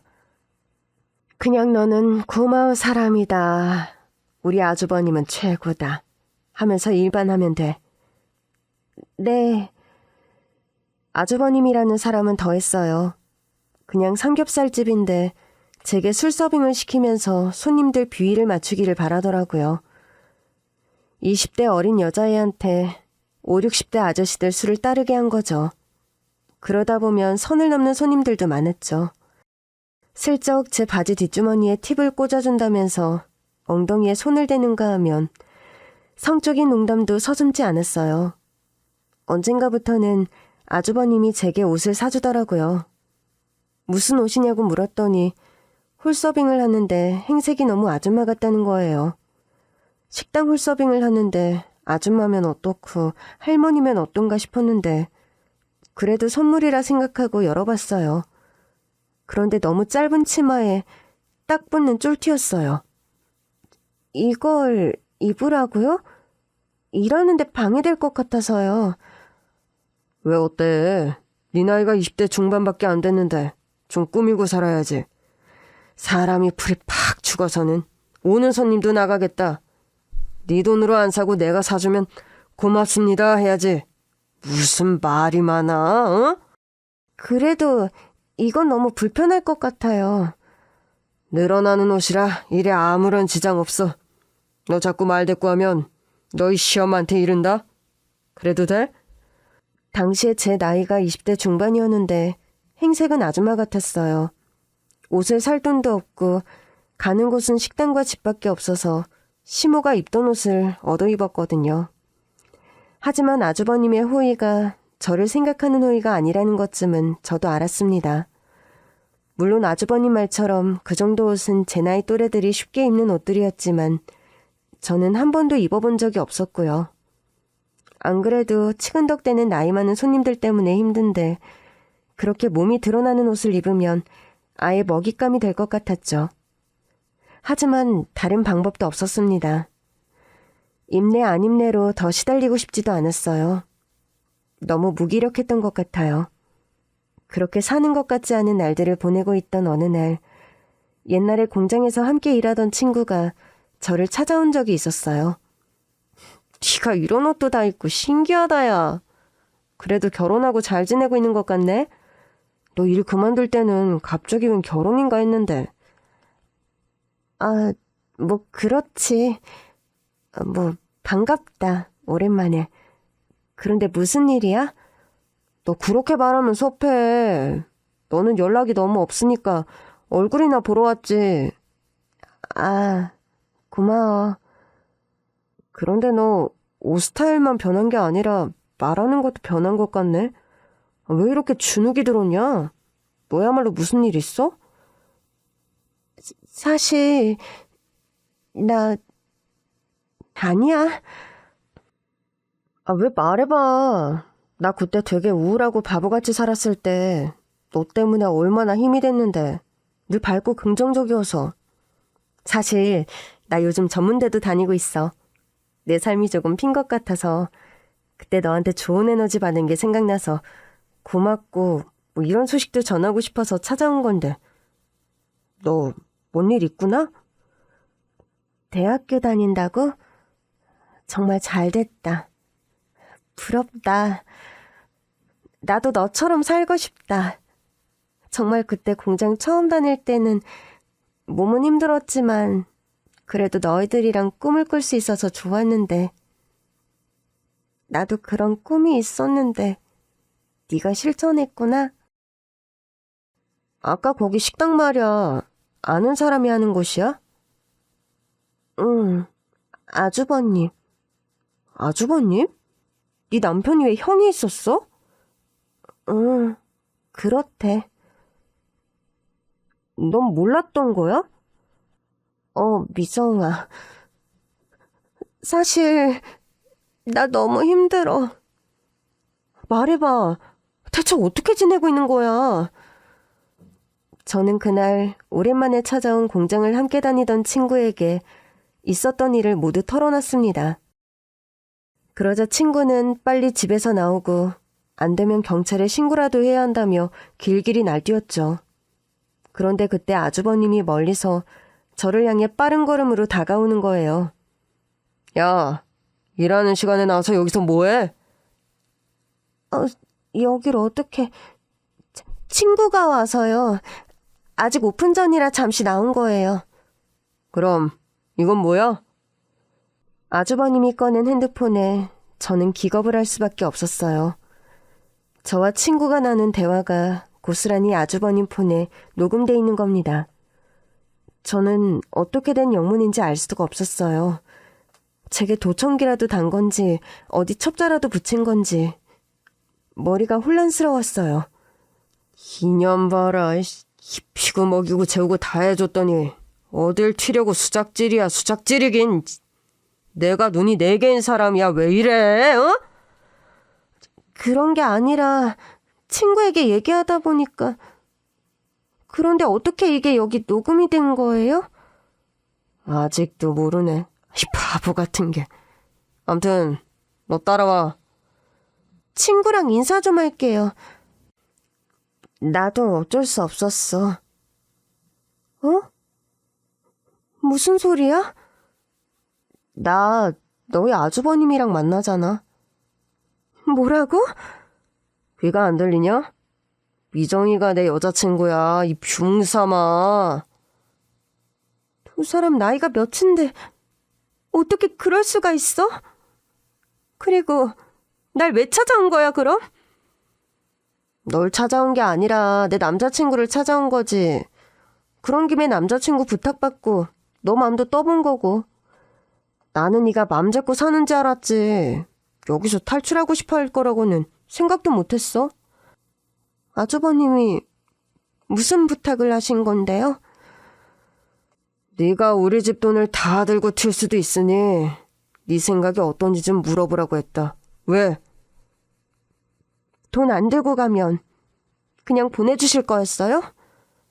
그냥 포기해. 나랑 같이 동서 사이로 지내는 것도 나쁘지 않잖아. 내가 왜? 그리고 네 나이가 몇인데 20살 가까이 차이 나는 사람을 만나. 그러자 친구는 제 귀에다 대고 속삭였습니다. 안진뱅이 남편보단 낫지. 내가 위너야, 이제. 그게 무슨 소리야? 너 왜 그래? 나한테 갑자기. 공장 시절 친하게 지냈던 친구가 아주버님과 연인 사이라는 것도 황당한데 이 친구가 저한테 대체 왜 이러는지 더 황당했어요. 알고 보니 똑같은 고아인데 늘 긍정적이고 밝은 제가 그냥 보기 싫었다고 하더라고요. 자신이 힘들어할 때마다 위로를 해주던 것도 오히려 속을 긁었다고 하더군요. 이후 친구는 식당에 자주 놀러와서 손이동소 노릇을 하며 저를 괴롭혔고 공장 시절 제게 느꼈던 열등감들을 계속 쏟아냈습니다. 그렇게 저는 보육원 시절엔 통통한 편이었지만 10kg 이상이 빠져 앙상하게 말라가고 있었습니다. 고된 아주버님의 식당 일에 공장 동기의 괴롭힘, 점점 술주정뱅이가 돼가는 남편과 사치스러운 시무까지 완전한 노예로서의 삶에 무기력해지며 감정 자체가 사라질 때쯤 길가에 흩날리는 전단지 하나를 보고 이대로 살 수는 없다는 생각이 들었습니다.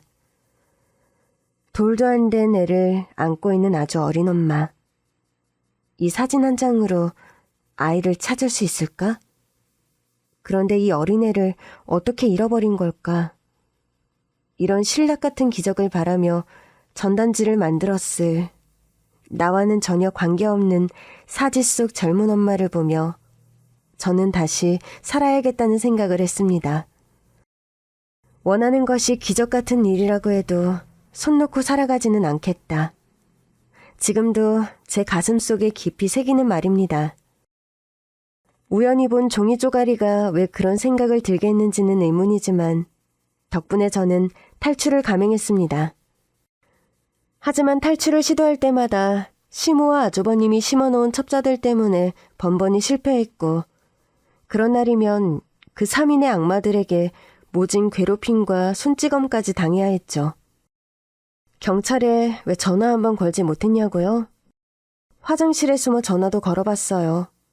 그런데 경찰이 출동을 해도 구박을 받는다는 게 주관적인 거라 그들이 해줄 게 없었고 겉으로 보기엔 멀쩡한 가족에다 동네에서도 평판이 나쁘지 않았기에 저만 이상한 애 취급받기 일쑤였습니다. 그러기를 또 1년. 늦은 밤 집 앞에서 아주버님과 친구의 대화를 듣게 됐어요. 어머님 끝발이 장난 아니네. 평생 고생만 하셨다면서 어떻게 파출소 소장이 뒤를 봐주는 거야? 몰라도 돼 넌. 왜? 혹시 그 소장님이랑 어머님이랑 애인 사이라도 되는 거야? 에헤이, 아기는 몰라도 된다. 대박. 그러면 내가 파출소장 시아버님이 생기는 거야? 대박 대박 대박. 어디 가서 말하면 안 돼. 절대 비밀이야. 그리고 무슨 시아버님이야. 시아버님이긴. 영감탱이랑 연애 좀 하고 식당이나 무탈하게 잘 좀 해주세요. 비나이다 비나이다 하는 거지. 왜 사람 이름 모르는 법이 이랬어. 그런데 우린 언제 결혼해? 나 빨리 결혼하고 싶단 말이야. 아파트 언제 입주한댔지? 너는 다 좋은데 성급한 게 늘 문제야. 아기는 얼른 집에 가서 고 주무세요. 두 사람의 대화에 소름이 끼치더군요. 시모가 그 얼굴에 무슨 능력인지 동네에서 오래 해먹은 파출소 소장이랑 그렇고 그런 사이라는 건데 역겨워서 토가 나올 지경이었어요. 그들은 제 노동력으로 등 따시게 배를 채우고 아파트까지 사고 저렇게 나이 불문 연애질까지 하는데 저는 낮에는 일, 밤에는 성질 더러운 술주정뱅이 남편까지. 살아도 산 게 아닌 삶이었습니다. 저는 해서는 안 될 생각까지 여러 번 했어요.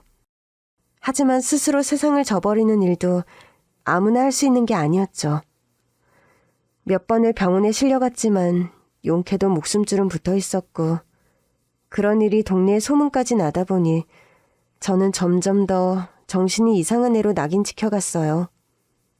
이제 제가 어떤 말을 해도 사람들은 고아 출신의 은혜도 모르는 게다가 정신까지 이상한 애로 보는 듯 했어요. 그 3인의 악마들은 제가 정말 죽을까봐 걱정이 되긴 했나 봐요. 주기적으로 건강검진을 시키고 강제로 영양주입을 했어요. 수액도 마치고 영양식도 강제로 먹게 했죠. 그렇게 제 나이 29살이 됐습니다. 다행인 건지 아닌 건지 아주버님은 제 친구랑 결혼을 하진 않았어요. 새로운 어린애를 꿰어서 별의별 짓을 다 하고 다녔죠. 한 번은 식당 주방에서 꼴 사나운 짓을 하다가 제가 목격한 적도 있는데 그 이후로 제게 이상한 농담을 건네곤 했어요. 좋았어? 뭐가요? 어젯밤에 봤잖아. 실수해요. 아니, 물건을 두고 온 게 있어서 급히 가지러 오다가. 아니, 네 실수가 아니라 내 실수야. 네. 암튼 조심할게요. 내 잘못이라니까. 그런데 너는 이렇게 순종적인 게 원래부터 그랬던 거야? 여튼 너도 이제 곧 30인데 몸이 근질근질하지? 네? 경태가 성질도 더러운데 밤에 그렇게 괴롭힌다며? 아니에요. 아니긴 뭐가 아니야. 암튼 또 그런 일 안 생기게 내가 조심할게. 너도 너무 심심하면 참전해도 되고. 무슨 소리세요? 아유, 실수다 실수. 장난. 경태한테 이러면 안 돼.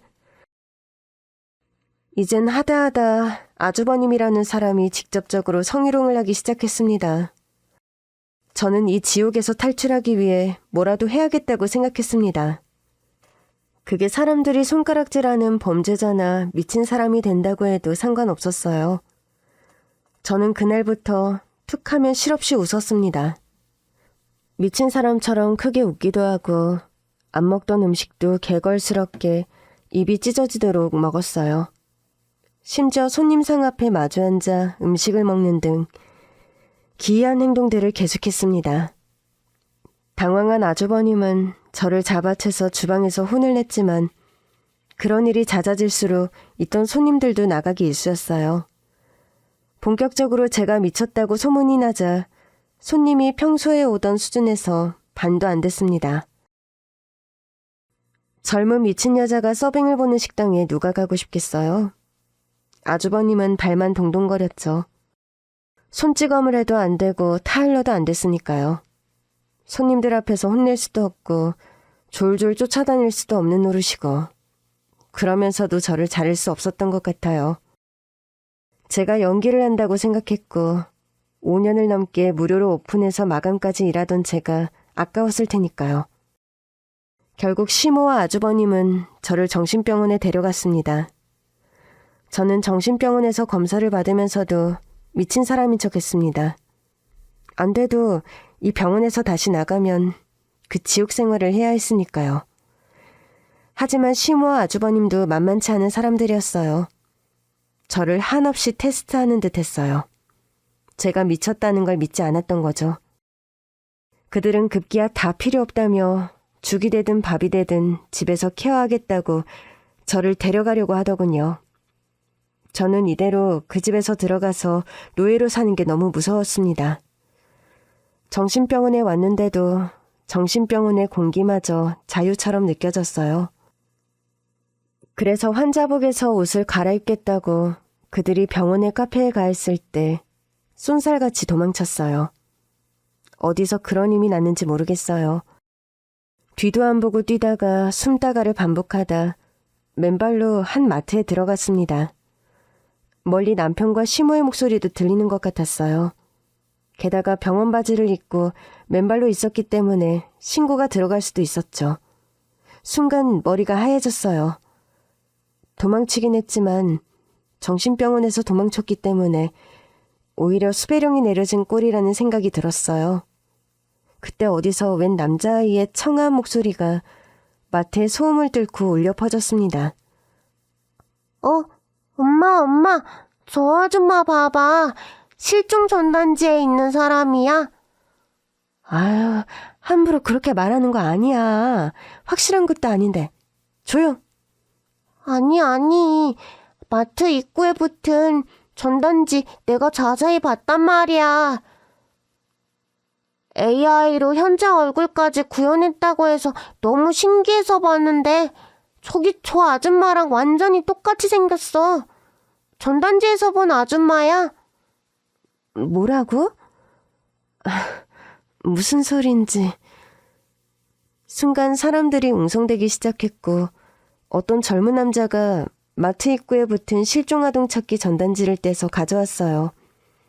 그렇게 몰려든 사람들이 저와 전단지 속 인물을 비교하며 보기 시작했죠.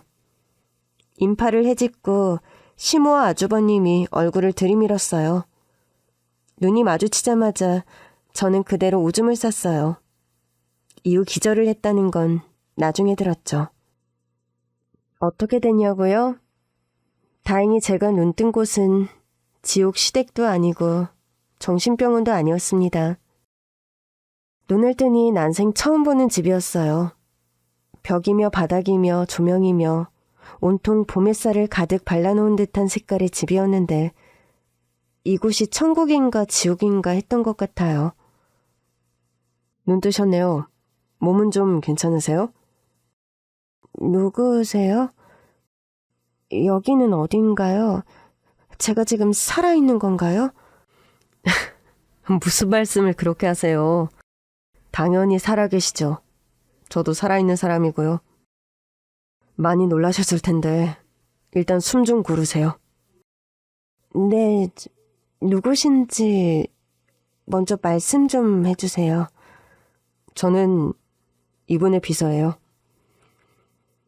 꼭 천국에 있을 법한 천사같이 생긴 젊은 남자는 제게 웬 명함을 하나 건네며 말을 이어갔어요. 지창원 씨, 제가 모시는 분이시고요. 저는 모르는 분인데. 당신의 친아버지세요. 네? 저는 아버지가 없어요. 고아예요.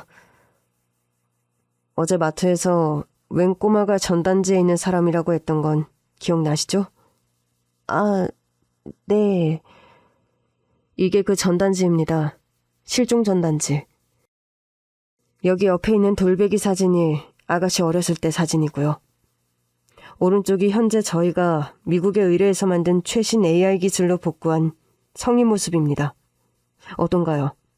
아가씨와 동일 인물 맞죠? 남자는 제게 거울을 건넸습니다. 제 얼굴을 제가 모를 리는 없지만 한번 비교해보라는 의도 같았죠. 정말 똑같았어요. 이건 또 다른 사기 수법인가 의심도 들었습니다. 10여 년을 알고 지낸 키다리 아저씨 같던 아줌마도 오빠도 저를 10년 동안 노예 생활하게 했으니 사람을 믿을 수가 없었어요. 그런데 어떻게 여기로 오게 된 거죠?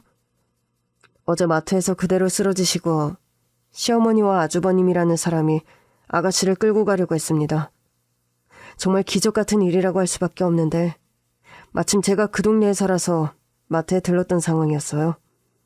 저희 회장님이 찾던 따님을 눈앞에서 본 것도 신기한데 그렇게 놓칠 수 없었죠.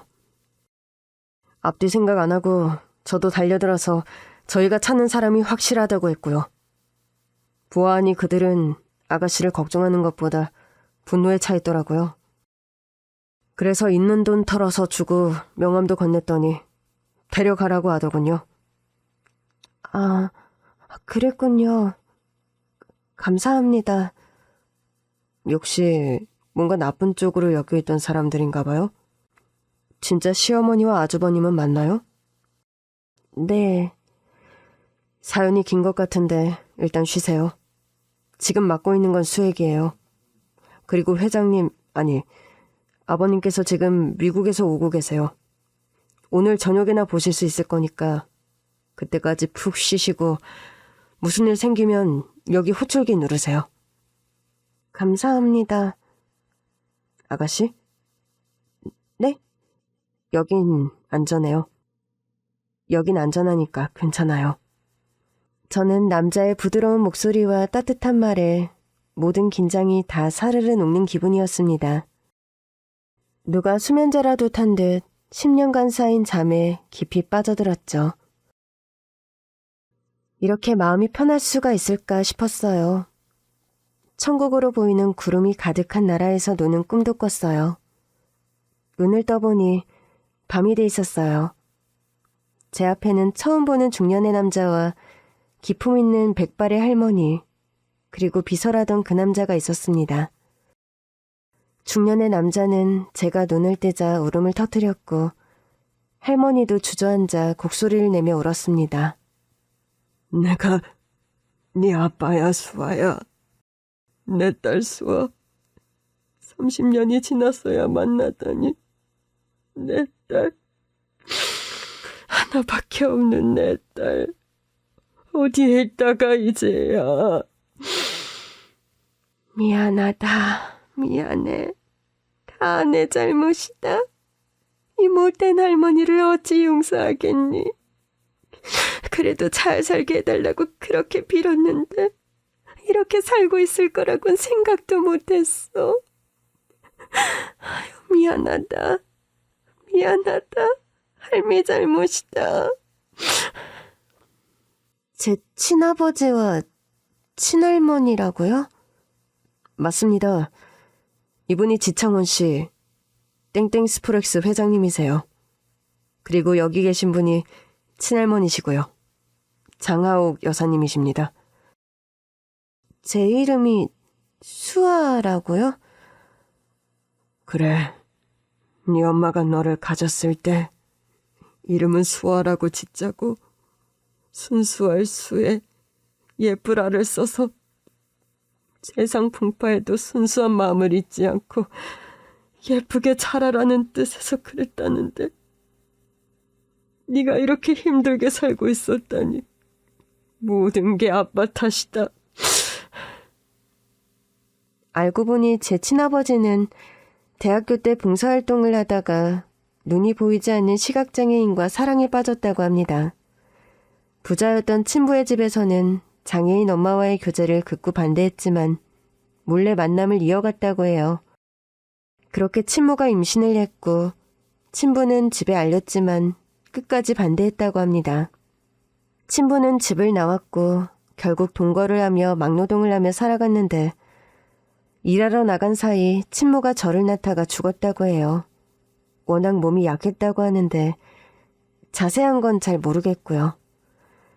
친부는 어쩔 수 없이 아이를 데리고 본가로 들어갔는데 아직 어린 아들의 미래를 위해 할머니가 몰래 저를 보육원에 맡겼다고 합니다. 그때 친부의 나이 24이었다고 하니까요. 할머니 입장도 어느 정도 이해가 되기도 했지만 또 다 이해하기엔 제 인생이 너무 버거웠다는 생각도 스치고 웬 할머니가 저를 보육원에 맡기고 갔다고 해서 엄마 아빠는 애초에 없었구나 생각했는데 그 비밀은 다 풀렸네요. 그래서 엄마 아빠가 아닌 할머니가 나를 너무 갑작스럽게 진짜 가족을 마주했지만 기쁘지도 슬프지도 않더라고요. 나중에 비서라는 남자에게 들으니 할머니가 지금 안말기 시한부라고 하시더라고요. 그래서 모든 걸 친부에게 털어놨고 제가 보육원과의 연락이 끊긴 10년이 돼서 찾을 길이 없었다고 하더라고요. 게다가 보육원에 크게 불이 나서 제 기록도 사진도 다 사라졌다고 하고요. 아기 때 얼굴을 복구했는데 정말 똑같았대요. 저는 그렇게 진짜 가족의 집에서 살게 됐습니다. 건강 상태도 좋지 않고 정신적 트라우마도 너무 커서 꽤 오랜 시간 재활을 받았고요. 친부와 할머니는 시댁을 성착취, 노동착취, 감금 등으로 감옥에 집어넣어야 한다면서 흥분했죠. 특히 20살 어린 나이에 마음에도 없는 장애인 남편과 결혼까지 했으니 부모 입장에선 얼마나 가슴이 아팠겠어요. 하지만 아빠는 한편으론 이 사람들을 감옥에 집어넣는 일은 어렵지 않은데 세상에 혹시 알려질까 걱정하셨어요. 이제 30인 딸의 인생이 영원히 노예라는 낙인으로 발목 잡히지 않길 바라는 마음에서였죠. 이혼도 아직 못한 상태라 어떻게 해야 할지 고민하고 있던 날들이 흘러갔습니다. 그런데 그냥 용서하고 없던 일로 해야지 했던 마음도 싹 지우게 만들더군요. 3인의 악인들이 염치 없게도 친부 집에 찾아왔습니다. 그때 비서님이 준 명함을 보고 제 원래 가족이 부자란 걸 알았던 거죠. 돈이라도 더 뜯어내려고요. 끝까지 악마들이었습니다. 저희가 따님을 어떻게 키웠는지 말도 못해요. 코찔찔이 때부터 보육원에 가서 씻기고 입히고 재우고 그러다 20살 돼서 갈 곳 없는 애를 데려다 무상으로 또 재우고 먹이고 입히고 저희 덕에 취업도 빨리 했고 지금까지 이렇게 정신 부여잡고 사는 거랍니다. 아유 정말 아니면 벌써 어떻게 됐을 거예요. 보육원 애들이 다 그렇잖아요. 세상 나오면 얼마나 험한가요? 제정신으로 못 살고 나쁜 길로 빠지는 애들이 수두룩해요 아주. 저희 어머니가 정말 고생 많이 하셨어요. 여기 제 동생도 몸이 성치 않지만 재수 씨를 정말 사랑해줬고요. 한 번은 재수 씨가 폭력배들한테 시비가 걸린 일이 있었는데 이 몸으로 대응하다가 크게 다친 적도 있습니다. 아휴, 정말 이제 와서 하는 말이지만 재수 씨가 조금 집중력이 딸리고 그거 있잖아요. TV에 많이 나오는 성인 ADHD? 그거라서 나중에는 공장도 못 다니고 제 사업체에 취직도 시켜줬거든요. 그래도 우리 가족 정말 행복하게 잘 살았는데 이렇게 친아버지를 만난 건 다행이지만 저희로선 가족을 잃은 거나 다름없거든요. 저희와 계속 살아야 되지 않겠습니까? 엄연히 여기 남편도 있는데요. 여보세요. 말 다 끝나셨나요? 아직 더 남긴 했는데. 김 비서, 장 변호사 도착해 있지? 네, 회장님. 벌써 와서 서재에서 기다리고 있습니다. 제 변호사한테 설명 들으세요. 말도 섞기 싫습니다. 쓰레기 같은 사람들 같으니. 내 딸이 당한 걸 생각하면 사지를 갈기갈기 찢어서 젓갈로 만들어. 물고기 밥을 줘도 모자랄 판인데 참는 거야. 그래서 그 3인의 악인들은 어떻게 됐냐고요? 혼인 무효 소송도 성립돼서 이혼도 하게 됐고 그들은 남편은 3년, 아주버님은 5년, 시어머니는 10년의 검찰 구형을 받았습니다.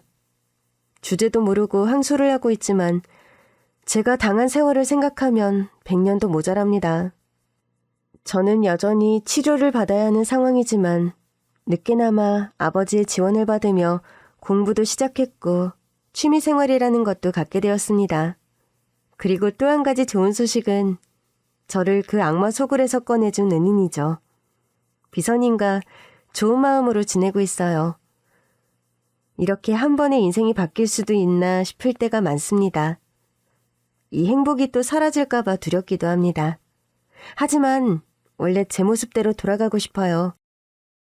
밝고 긍정적이던 제 원래 모습으로요. 앞으로는 이 세상에 지지 않고 행복하게 살려고 합니다. 여러분도 지지 마세요.